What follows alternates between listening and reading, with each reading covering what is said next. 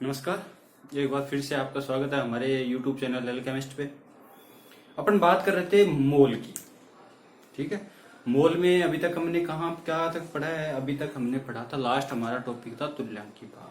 ठीक है, तुल्यांकी भार से आगे क्या पढ़ा था? स्ट्राइक्योमेट्री पढ़ी थी। लास्ट टॉपिक था जो 7th लेक्चर था उसका, उसमें क्या पढ़ा था अपन ने? स्ट्राइक्योमेट्री पढ़ी थी किसी भी मोलिक्यूल की, आयन की, अणु की। ठीक है, यहां तक बात क्लियर थी। आज हम पढ़ने वाले हैं, उसी को कंटिन्यू करते हैं। आज हम पढ़ने वाले हैं औसत परमाणु द्रव्यमान। क्या पढ़ेंगे? औसत परमाणु द्रव्यमान। इसका मतलब क्या है? इसका मतलब यह है कि किसी भी अणु का कुल भार, किसी भी अणु में उपस्थित परमाणुओं का कुल भार और साथ ही परमाणुओं की संख्या का अनुपात को ही क्या कहते हैं? औसत परमाणु द्रव्यमान कहते हैं। मतलब कुल अणुओं का द्रव्यमान या भार बटे अणुओं की संख्या। क्या लिखेंगे? अणुओं की संख्या। देखो तो इनका औसत परमाणु द्रव्यमान क्या आ जाएगा? देखो औसत, ये तो फॉर्मूला हो गया इसका, है ना? तो औसत परमाणु द्रव्यमान बराबर क्या लिखेंगे? x1 into m1 plus x2 into m2। ये से चलता रहेगा। ठीक है, और अपॉन में क्या आ जाएगा? x1 plus x2। अब सुनो, ये जो x1 है, m1 है, x2 है, m2, ये क्या बला है क्या ये? अब मैंने तो लिख दिया यहाँ पे। जो x1 है वो क्या है? प्रतिशत भार है, प्रतिशत भार है। ठीक है, और x1 और x2 ये दोनों क्या है? प्रतिशत भार है। और जो m1 और m2 है वो क्या है? अणु भार है। क्या है? अणु भार। ठीक है, मतलब क्या है? अब मान लो ऐसे बोल दिया किसी ने, क्लोरीन के 2 समस्थानिक है, कार्बन 17 और क्लोरीन 17 और क्लोरीन 18। ठीक है, अब ये बोल दिया भाई क्लोरीन के 2 समस्थानिक है जिसमें एक समस्थानिक की प्रतिशतता कितनी है? 75% है, 75% है, और दूसरे की कितनी हो जाएगी? 25%। बात यहां तक क्लियर है? तो अब पूछ लिया उसको औसत परमाणु द्रव्यमान क्या है। जो अपने को क्या दिया? 75% दिया, वो इसको यहां पे रखेंगे। कुछ वाले की है 35.5 की है, तो इसको 35.5 इसका जो अणु भार हो गया उससे मल्टीप्लाई कर दिया। दूसरा आइसोटोप दे रखा था, समस्थानिक दे रखा था, उसको कितना परसेंट था? 25% था, इंटू कितना था? 25% था। अब ये पूछा कि भाई इसका जो मोलिक्यूलर वेट है वो कितना हो गया? मान लो 37.5 आ गया। उसका कितना आ गया? 37.5 आ गया। अब अपोन में क्या करेंगे? अपोन में क्या आ जाएगा? 75 प्लस 25। इस प्रकार से क्वेश्चन करेंगे। तो मैं आपको इसका एक क्वेश्चन करवाता हूं और उस क्वेश्चन से आपको समझ में आएगा कि कैसे कुछ क्या करना है। देखो क्वेश्चन वही है कि प्रकृति है। क्या बोल रहा हूं? देखो प्रकृति में Cl एक तो 35 मिलता है। क्वेश्चन देखो, नेचर के अंदर एक तो Cl क्या मिलता है? 35 मिलता है, और दूसरा क्या मिलता है? दूसरा मिलता है Cl 37, दूसरा क्लोरीन 37 मिलता है। ये पता है, तो अणुभार है अपने पास। ठीक है, अब जो Cl 35 है उसका प्रतिशत कितना है? नेचर के अंदर 75% पाया जाता है, और ये कितना पाया जाता है? ये 25% पाया जाता है। यहां तक क्लियर है? अब पूछा है कि औसत परमाणु द्रव्यमान क्या होगा। तो औसत परमाणु द्रव्यमान देखो, औसत परमाणु द्रव्यमान का अपन ने फॉर्मूला लगाया था x1 m1 plus x2 m2 upon x1 plus x2। यही लिखा था अपन ने, यही लिखा था ना। अब सुनो, x1 कितना है? x1 मतलब प्रतिशत के अंदर भार, कितनी मात्रा में पाया जा रहा है प्रकृति के अंदर, वो उसका प्रतिशत हो गया, x1 हो गया। तो कितना प्रतिशत पाया जा रहा है? 75%। तो इसको क्या लिख देंगे? 75 इंटू m, इसका कितना आ गया? 35 प्लस 25 इंटू कितना आ गया? इसका m2 कितना आ जाएगा? 37। 25 इंटू 37 डिवाइड बाई कितना आ जाएगा? x1 plus x2। x1 कितना हो गया? 75 हो गया, x2 कितना हो गया? 25 हो गया। तो अब अपन इसको सोल्व कर लेते हैं। किसको? इसको सोल्व करते हैं। तो कितना आ गया? इसको इससे मल्टीप्लाई करो 75 को, 75 को इससे मल्टीप्लाई करो, कितना आएगा? 2625 प्लस इसको मल्टीप्लाई किया तो कितना आएगा मेरे पास? इसको मल्टीप्लाई किया तो 905 आएगा, ठीक है, अपॉन में 100। अब इन दोनों को मैं ऐड कर दूं, क्या कर दूं? ऐड कर दूं तो मेरे पास कितना आ जाएगा? 3525 अपॉन कितना आ गया? अपॉन 100 से डिवाइड कर दो, कितना आ जाएगा? 35.35। ये क्या आ जाएगा? इसका औसत परमाणु द्रव्यमान आ जाएगा क्लोरीन का, जो दो आइसोटोप मिले थे। तो इस प्रकार से अपने को इनके क्या निकालने हैं? औसत परमाणु द्रव्यमान निकालते हैं, ठीक है। यहां तक समझ में आया? ठीक है, चलो अब आगे बढ़ते हैं। आगे जो नेक्स्ट आ रहा है आपके, आगे क्या आ रहा है? एक नेक्स्ट आ रहा है, वो हो गया सीमांत अभिकर्मक। क्या आ रहा है? सीमांत अभिकर्मक। उसके बारे में अपन चर्चा करते हैं। बाद में कौन सा टॉपिक आता है? सीमांत अभिकर्मक।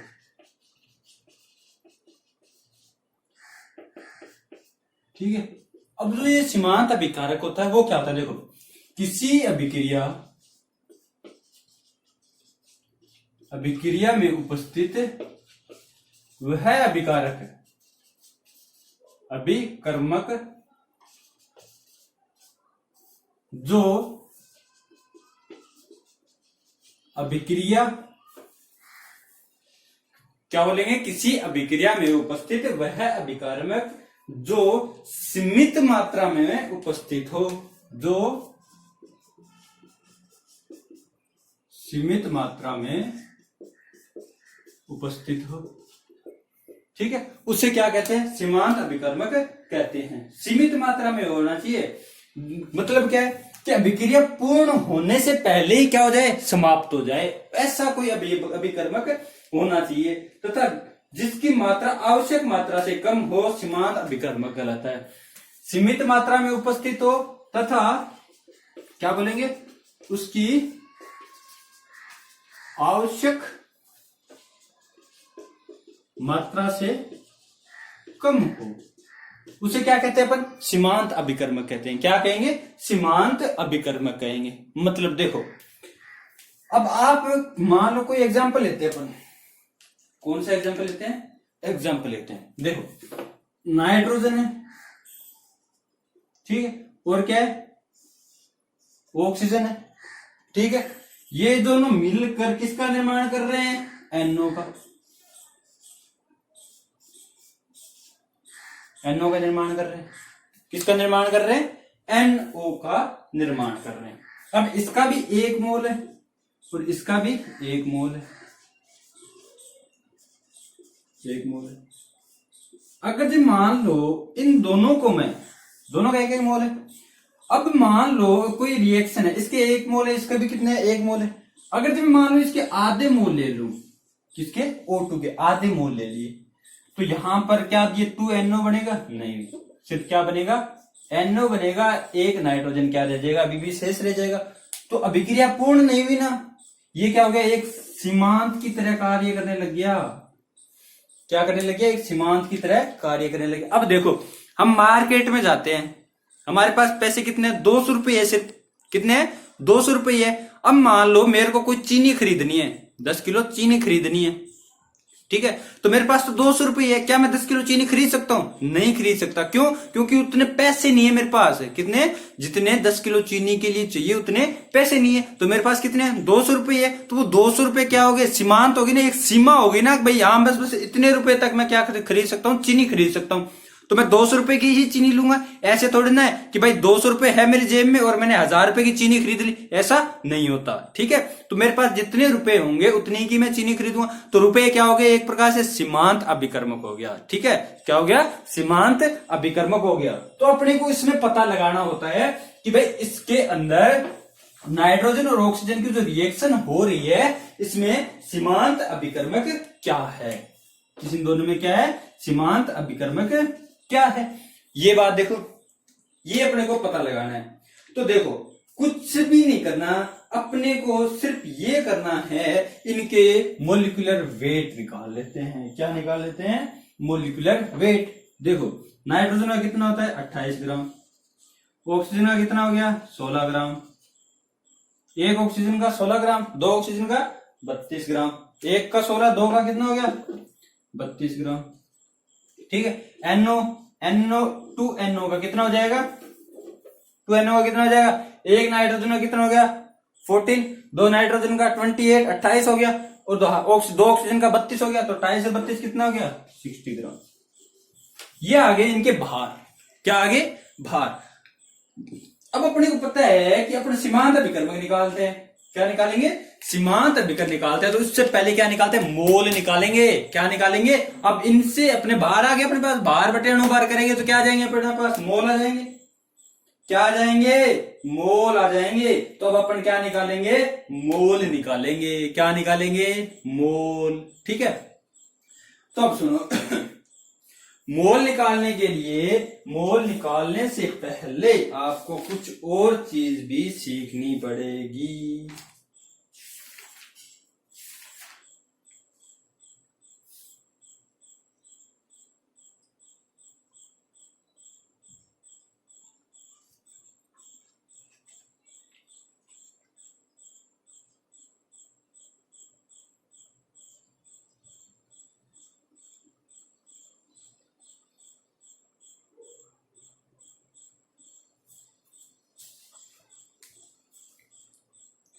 क्या निकालेंगे मोल निकालने पड़ेंगे। अब देखो मान लो जो नाइट्रोजन है वो मेरे पास कितने ग्राम है 2 ग्राम, मान लो ऑक्सीजन मेरे पास है वो कितना है 3 ग्राम है।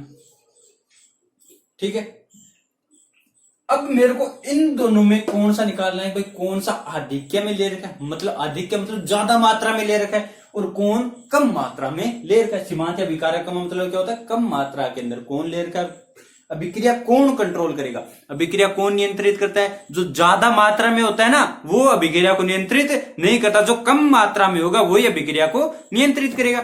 अब मान लो 4 दोस्त कहीं घूमने जा रहे हो, सभी के पास 1000 रुपए है, कितने पास है सभी के पास 1000 रुपए, लेकिन जो एक ऐसा दोस्त है जिसके पास कितने 500 रुपए है, कितना है 500 रुपए है।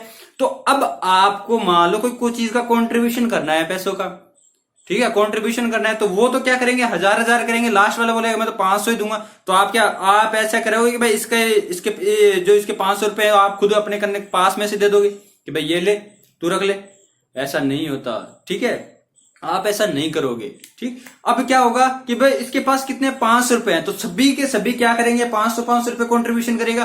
तो जिसके पास 500 रुपए थे वो तो क्या हो गया एक सीमांत अभिकर्मक हो गया ना, क्या हो गया सीमांत अभिकर्मक हो गया। जो कलेक्शन हुआ है वो उस 500 रुपए वाले के जितने भी उसके पास रुपए थे उतने ही कलेक्शन हुए, तो उसे क्या कहते हैं अपन सीमांत अभिकर्मक कहते हैं। तो सबसे पहले इनके मोल निकाल लेते हैं। तो देखो मोल निकालने के लिए क्या करते हैं भार, मोल बराबर क्या होगा भार बटे अणुभार, यही फॉर्मूला होता है, यही होता है ना। तो देखो भार कितना है 2 28, ये तो इसका किसका आ जाएगा नाइट्रोजन का भार बटे अणुभार। मोल आ गए, इसके कितने आ जाएंगे ऑक्सीजन के 3 बटे 32, ये इसका क्या आ गया अणुभार, ये मोल आ गए दोनों के। ये O2 के मोल है, ये किसके मोल है O2 के, और ये किसके मोल है N2 के।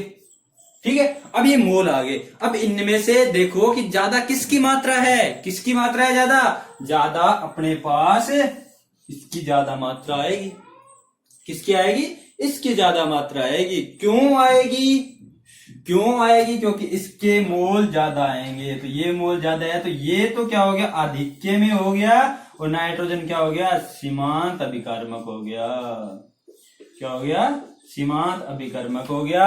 और जो रिएक्शन कंट्रोल करता है वो कौन करता है सीमांत अभिकर्मक करता है। और अब रिएक्शन इसी के मुताबिक चलेगी, मतलब ये जिसकी इसकी जितनी मात्रा होगी उतनी ही मात्रा में प्रोडक्ट बनेगा। ठीक है, मान लो ये 4, ये कितना है इसके मान लो 2 मोल आए, तो यहां पर भी कितने मोल बनेंगे 2 ही मोल बनेंगे। तो अभिक्रिया को कंट्रोल कौन करेगा नाइट्रोजन करेगा। क्यों करेगा, क्योंकि यहां पर नाइट्रोजन क्या होता है सीमांत अभिकर्मक के रूप में प्रयोग किया जाता है। ठीक है, चलो अब हम आपको एक क्वेश्चन करवाते हो, एक क्वेश्चन है, ठीक है, उसमें अपने को 10 ग्राम दे रखी है N2 नाइट्रोजन, और 10 ml सॉरी 10 ग्राम भी दे रखी है अपने को O2 दे रखी है। ये दोनों आपस में संयोग करके किसका निर्माण कर रहे हैं? NO का निर्माण कर रहे हैं। किसका निर्माण कर रहे हैं? NO का निर्माण कर रहे हैं। तो ये पूछ रहे हैं कि भाई NO कितने ग्राम बनेगी, NO की मात्रा पूछ रही है। अब सुनो, ये कितना है? 10 ग्राम लिया है, ये भी कितना लिया है? 10 ग्राम लिया। अब ध्यान से समझना, इसके मोल कितने हैं, मतलब ये जो इसके जो यहाँ पे है, इसकी स्टोइकियोमेट्री के मोल कितने हैं? इसका तो 1 मोल है, इसका भी 1 मोल है, और इसका भी अभी 2 मोल है। ठीक है, भार देखो, इसका मोलिकुलर वेट कितना हो गया? 28। इसका मोलिकुलर वेट कितना हो गया? 32। इसका मोलिकुलर वेट कितना हो गया? 60 ग्राम। यहां तक क्लियर है? ठीक है। अब अपने को दिया क्या है? दिया है नाइट्रोजन कितने ग्राम में? 10 ग्राम में। और यहां पर ऑक्सीजन भी कितने ग्राम में? 10 ग्राम में। और ये अपने को क्या है? निकालना है कि ये कितने ग्राम बनेगी। तो ये जब पूछ ले ये कितने ग्राम बनेगी, तो अभी क्या करेंगे अपन? मोल निकालेंगे। इसके अलग मोल निकालेंगे, इसके अलग मोल निकालेंगे। ये जो मोल निकाल रखे हैं ना यहाँ पे, ये जो मोल है, ये जो इसकी स्टोइकियोमेट्री के हिसाब से निकाले अपन ने। ठीक है, इस पूरे स्टोइकियोमेट्री के हिसाब से निकाले। ये क्या है? ये वो है कि भाई नाइट्रोजन की सिर्फ मैंने कितने 10 ग्राम लिए हैं, तो 10 ग्राम में मोल निकालने अपने को। कितने? 10 ग्राम में मोल निकालने हैं। तो देखो इसके मोल कितने आ जाएंगे? देखो मोल बराबर कितना है? भार बटे अणुभार, 10 बटे 28। यहां पे कितना है? 10 बटे 32। इसके अपने को नहीं पता कितने मोल है। देखो अब इसको सोल्व करेंगे, कितना आएगा? 10 में 28 का डिवाइड 2, किसमें? इसका जाए 0.39 मोल। इसके कितने आ जाएंगे? 0.32 मोल, 31 मोल। ठीक है, ऑक्सीजन के 0.31 मोल आ गए और इसके इतने आ गए। अब देखो इसके कितने मोल बने? 0.31 और 0.39। तो ज्यादा कौन से? ज्यादा तो यही है। तो ये तो क्या हो गया? आधिक्य में हो गया। जो नाइट्रोजन होगी वो क्या होगी? आधिक्य में आ गई। ये जो ऑक्सीजन है वो क्या होगी? सीमांत अभिकर्मक होगी। ठीक है, तो अब इसके मोल भी कितने आएंगे? इसके भी आएंगे 0.31 ही मोल आएंगे। इसके कितने आएंगे? 0.31 मोल आएंगे। अब हम इसका भार निकालना है, तो अपन क्या करते हैं? मोल बराबर क्या करते हैं? भार बटे अणुभार ही तो करते हैं, अणुभार ही तो करते हैं। तो ये अणुभार को मोल से मल्टीप्लाई कर दो, 0.31 इंटू कितना आ गया? 60। मल्टीप्लाई कर दो, कितना आएगा? इसका आ जाएगा 6। ये आंसर आ जाएगा 18.6 ग्राम। इतने ग्राम NO क्या होगा? वो बनेगा या फोम होगा। ठीक है, ये समझ में आया कैसे किया? भाई इसमें ये अगर ये कंफ्यूज कर रहा है तो इसको मत लिखो आप, है ना। अब क्या है? N2 है, N2 के पता है अपने को, इसका जो भार होता है वो कितना होता है? 28 होता है। या अणुभार कितना होता है? 28 होता है। O2 का 32 होता है और NO का 60 हो गया। NO का 60 कैसे हो गया? कि 2N नाइट्रोजन है, तो 2 नाइट्रोजन का कितना हो गया? 28 हो गया। और ऑक्सीजन का कितना हो गया? 32 हो गया। 2 ऑक्सीजन 32, इन दोनों को ऐड करेंगे तो कितना आ जाएगा? 60 आ जाएगा, 60 आ जाएगा ना। अब सुनो आगे, अपने को दिया गया था 10 ग्राम। बोले 10 ग्राम नाइट्रोजन और 10 ग्राम ऑक्सीजन के संयोग से NO बनता है। क्या बनता है? NO बनता है। तो बनने वाले NO का कितना भाग बनेगा या कितना भार होगा, ये पूछा। कितने ग्राम NO बनेगा ये पूछा था। तो उसके लिए अपन सबसे पहले नाइट्रोजन के क्या निकालते हैं? 10 ग्राम में मोल निकालते हैं। 10 ग्राम में मोल कितने आते हैं? 39 आते हैं। इसी प्रकार ऑक्सीजन के 10 ग्राम में मोल निकालते हैं, वो कितने आते हैं? 0.31 आते हैं। अब देखो मोल ज्यादा किसके आ रहे हैं? नाइट्रोजन के आ रहे हैं। तो ये तो क्या हो गया? आधिक्य में हो गया, ज्यादा मात्रा में हो गया। और जो यहाँ पे जो ऑक्सीजन है उसके मोल कितने आ रहे हैं? 0.31 आ रहे। तो ये क्या हो गया? सीमांत हो गया। क्या हो गया? सीमांत हो गया। तो अब जो रिएक्शन होगी वो इसी के आधार पे तो होगी। ऐसा थोड़ी ना ऑक्सीजन खत्म हो गई, खत्म होने के बाद में भी क्या बन रहा है? NO बन रहा है। ऐसा नहीं होगा। जितनी ऑक्सीजन होगी उतनी मात्रा में क्या बनेंगे? NO बनेंगे। ठीक है। तो यहाँ पे जो नाइट्रोजन है, जो ऑक्सीजन है वो तो क्या हो गया? सीमांत अभिकर्मक हो गया। सीमांत हो गया तो मतलब यहाँ पे जो नाइट्रोजन के मोल होंगे, NO के जो मोल होंगे वो कितने होंगे? जितने ऑक्सीजन के मोल होते हैं उतने ही मोल होंगे। ऐसे नहीं है कि भाई एक बाल्टी है, समझ लो एक बार, एक बार मैं बता देता हूँ मोल का क्या चीज है। एक बाल्टी है, क्या है? एक में बाल्टी है, उसमें पानी भर रखा है। क्या भर रखा है? पानी भर रखा है। अब मान लो मैंने उस पानी में से एक डब्बा पानी बाहर निकाल लिया। क्या बोला? एक डब्बा मैंने पानी का बाहर निकाल दिया। अब आपसे ये पूछे कि बाल्टी में कितने मोल है और डब्बे में कितने मोल है, ठीक है, क्या पूछे, बाल्टी में कितने मोल है और डब्बे में कितने मोल है।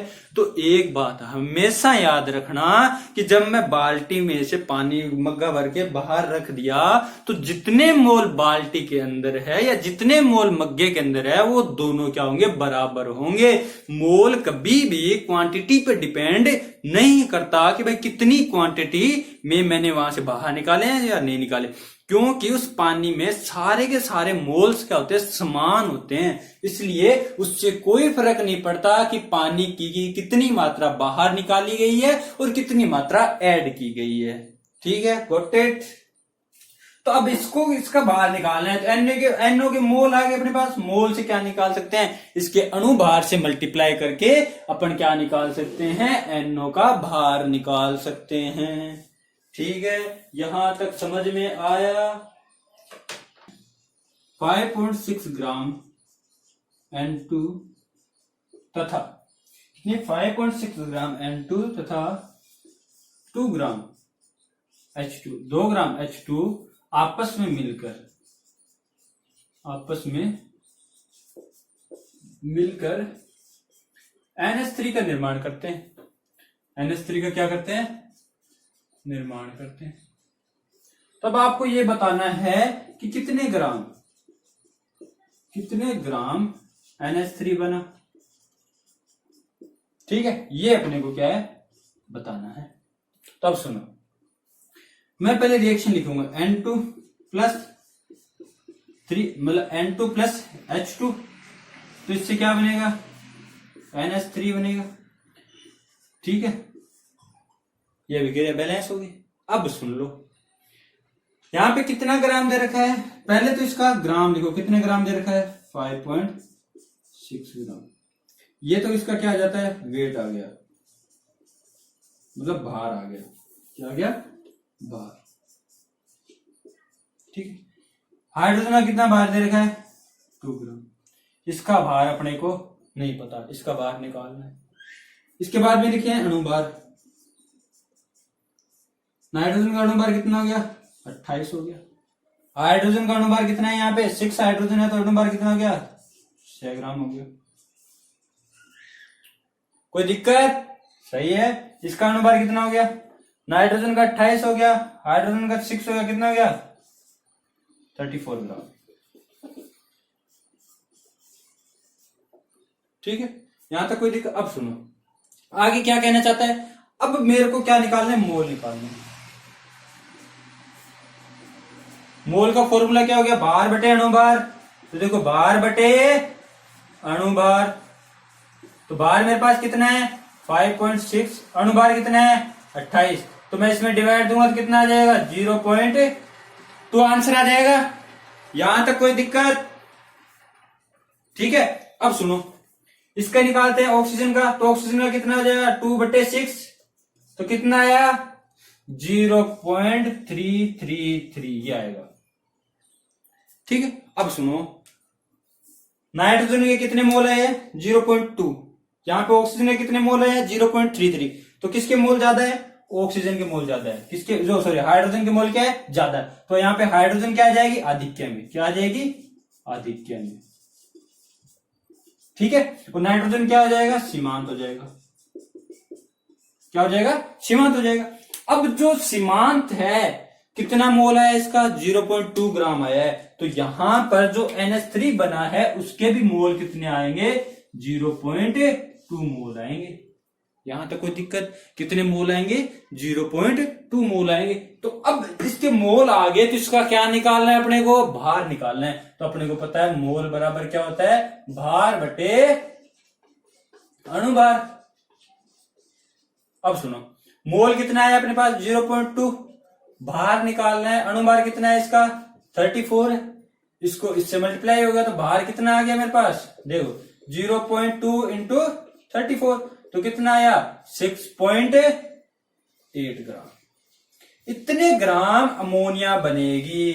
कितने, 6.8 ग्राम अमोनिया मेरे पास बनेगी। ठीक है, यहां तक कोई प्रॉब्लम। अब सुन लो, ऐसे पूछ ले कि शेष कितनी मात्रा बची है।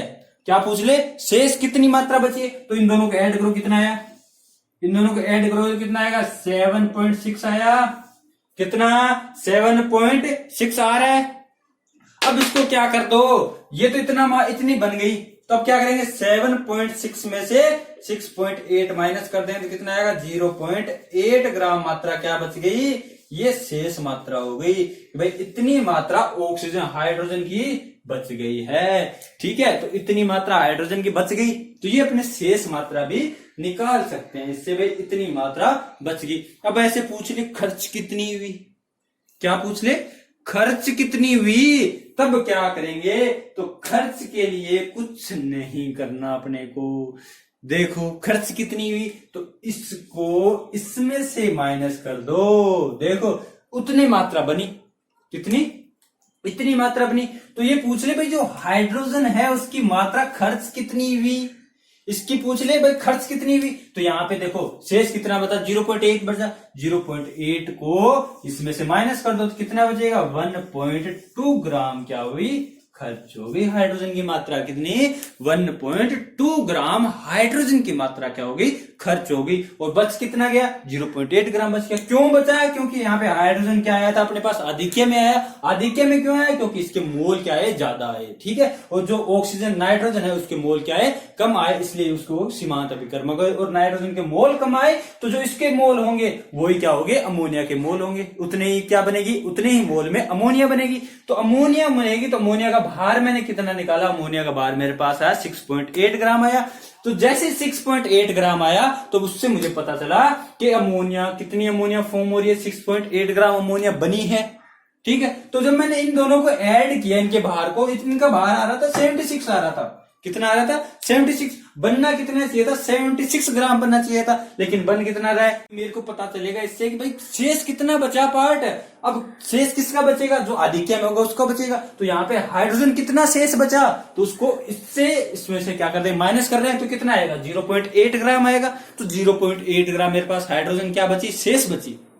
ठीक है, अब जो हाइड्रोजन शेष बची है तो इससे अपन क्या निकाल सकते हैं कि भाई हाइड्रोजन खर्च कितना हुआ। तो कितने ग्राम हाइड्रोजन थी, यहाँ पे 2 ग्राम थी, 2 ग्राम में से 0.8 ग्राम माइनस कर दो तो 1.2 ग्राम हाइड्रोजन क्या हो जाएगी अपने पास, जो खर्च हाइड्रोजन हुई है वो आ जाएगी अपने पास। ठीक है, यहां तक दिक्कत कोई, चलिए फिर कोई दिक्कत नहीं है, बढ़िया बात है।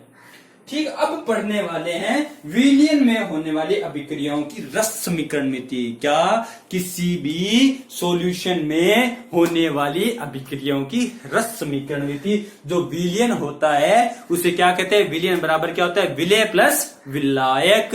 विलायक मतलब मान लो पानी है, पानी क्या हो गया, विलायक हो गया, उसमें कोई चीनी घोल रहा हूं, मैंने चीनी डाली तो चीनी क्या होगी, विलय होगी। क्या होगी, विलय होगी।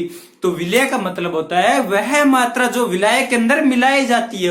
और विलायक क्या हो गया, विलायक वह होगी जिसके अंदर विलय मिलाया जाता है। ठीक है, तो विलय और विलायक को दोनों को मिलाकर क्या बनता है, सॉल्यूशन या विलयन बनता है। उस आधार पर अपन क्या क्या पढ़ने वाले हैं, पढ़ेंगे अपन सांद्रता पढ़ेंगे, नॉर्मलता पढ़ेंगे, मोलरता पढ़ेंगे, मोललता पढ़ेंगे, आयतन आयतन प्रतिशत पढ़ेंगे, भार भार प्रतिशत पढ़ेंगे, भार आयतन प्रतिशत पढ़ेंगे, काफी सारी चीजें पढ़ेंगे।